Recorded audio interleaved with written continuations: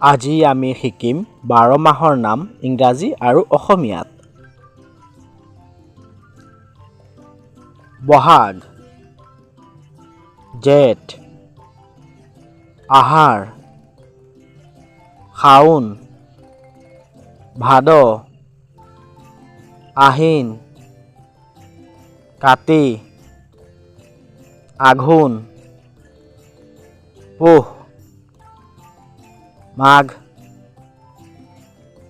ফাগুন, চ'ত। এতিয়া ইংৰাজী 12 মাহৰ নাম পঢ়িম। জানুৱাৰী, JANUARY, জানুৱাৰী। ফেব্ৰুৱাৰী, FEBRUARY, ফেব্ৰুৱাৰী।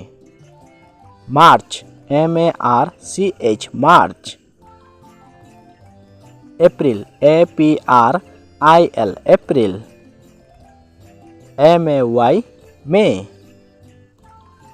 JUNE, জুন। জুলাই, JULY, জুলাই। আগষ্ট, AUGUST, আগষ্ট। ছেপ্টেম্বৰ, SEPTEMBER,